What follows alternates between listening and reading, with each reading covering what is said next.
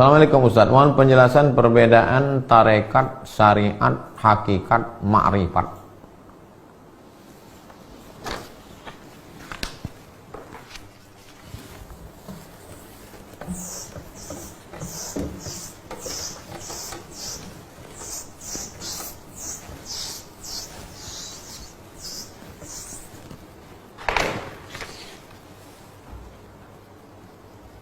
Apa ini?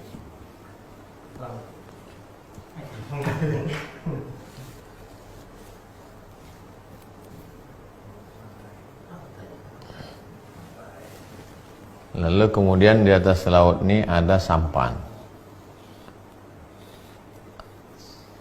Namanya lancang kuning Blairmal. Ya. Kemudian di bawah ini ada kerang. Di dalam kerang ini ada permata yang bercahaya. Permata di dalam kerang yang bercahaya, itulah ma'rifat. Dah. Lautannya inilah hakikat. Dah. Sampannya inilah syariat. Berenangnya itulah tarekat.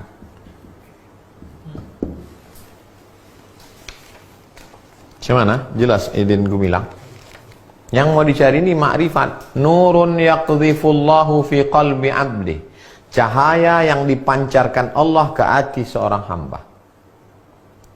Bisa sampai ke laut tanpa sampan? Tak bisa, mesti naik sampan. Sampannya itu syariat. Salat, rukun, syarat, wajib, wudu, tayamum, iftitah, belajar kau syariat. Lalu kemudian mesti berenang. Berenangnya itu cara, tarekat, cara berzikir. Di mana berenang? Di dalam hakikat, lautan ini hakikat. Ma'rifat yang mau dicapai adalah permatanya. Itu perumpamaan saja.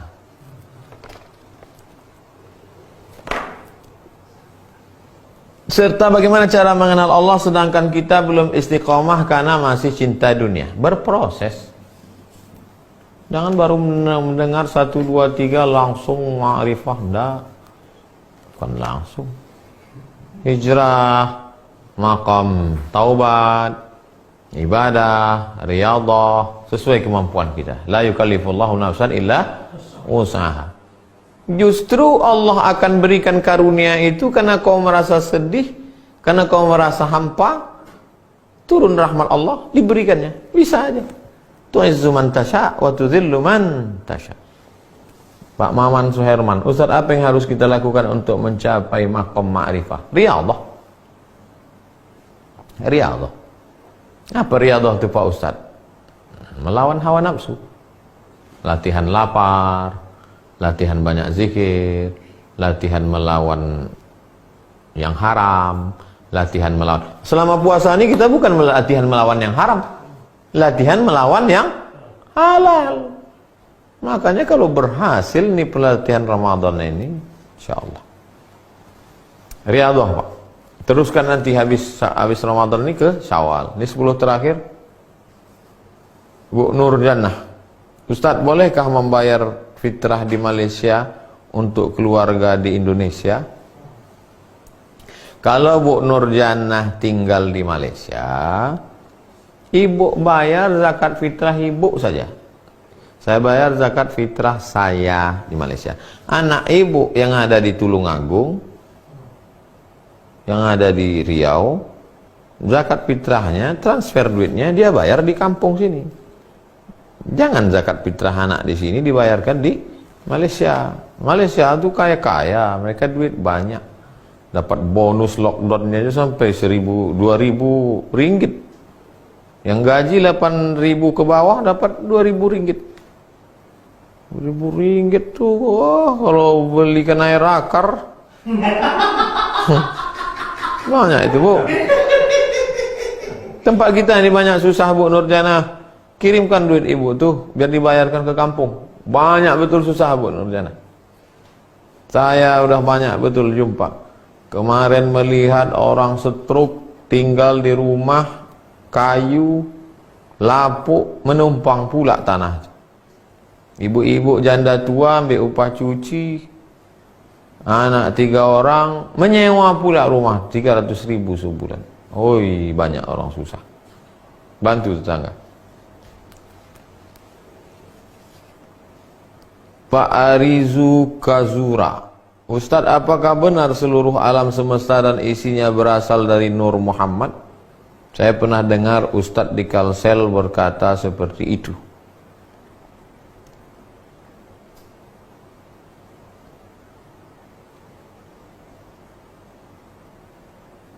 Buka, disebutkan dalam kitab Sirrul Asrar. Sirrul Asrar. Kemudian Syekh Yusuf Qardawi menulis dalam Fatwa Mu'asirah, fatwa kontemporer, kalangan orang tasawuf mengatakan makhluk yang pertama diciptakan Allah Nur Muhammad. Kemudian yang lain mengambil dari hadis yang pertama diciptakan Allah adalah qalam. Lalu kata Allah kepada qalam, uktub ya qalam, nun wal qalami wa ma yasturun. Ini mahallul khilaf, lama ikhtilaf tentang ini. Kenapa mereka ikhtilaf? Karena tak ada hadis menyebut, maka mereka ikhtilaf.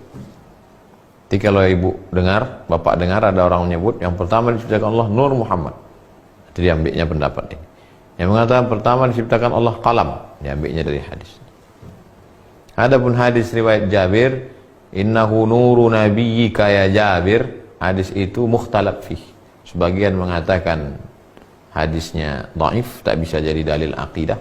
Sebagian mengatakan naik ke derajat hasan karena banyak ditopang oleh dalil-dalil lain.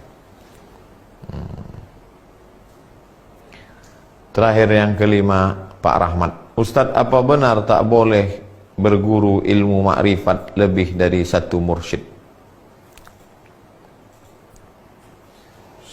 Itu adabnya Pak Rahmat. Adab kita kalau mengambil zikir ke kiai tuan guru ini, kalau kita mau mengambil lagi ini, kita izin dulu. Adab itu. Nanti ada dibahas di situ, menjaga hati syekh, stasiun keberapa, nanti ada sebelum habis. Tuan guru saya, kata dia, oh itu kawanku juga, kau ambillah pengetahuan. Jadi belajar fikih, halal, haram, makruh, mubah, syarat, rukun, wajib, sunat, sunan muakkad. Belajar ke ustaz ini, belajar, ini tak ada terkait dengan masalah hati. Tapi kalau zikir ini kan masalah hati. Kalau kata gurunya, boleh kau belajar sama dia. Ustaz, saya mau belajar zikir sama siapa? Kau tinggal di mana? Saya tinggal di Sumatera Utara. Datangi tuan guru Syekh Dr. Zikmal Fuad di Besilam. Kau tinggal di mana? Saya tinggal di Riau. Datangi Syekh Alaidin At-Tari, mengambil dari Syekh Aidarus. Syekh Aidarus mengambil dari Syekh Abdul Ghani. Oh, saya dari Aceh. Di Aceh ambil dari murid Syekh Abdul Ghani. Dari Syekh Abdul Ghani Al-Kampari turun ke Syekh Muhibbuddin Wali. Syekh Muhibbuddin Wali turun ke anak-anaknya, Syekh Jamaluddin Wali, Syekh Profesor Doktor Usul Fikih pertama dari Al-Azhar, Syekh Muhibbuddin Wali, Muhammad Wali ayahnya, Muhibbuddin Wali anak. Dari Syekh Abdul Ghani turun ke Syekh Muhammad Wali, Syekh Muhammad Wali turun ke Syekh Muhibbuddin Wali, Syekh Muhammad Wali turun ke Syekh Jamaluddin Wali. Ulama-ulama Aceh. Kau dari mana? Saya dari Jawa Barat. Ambil dari murid-muridnya Abah Anom. Kau dari mana? Saya dari Jawa. Ambil ke Habib Lutfi bin Yahya.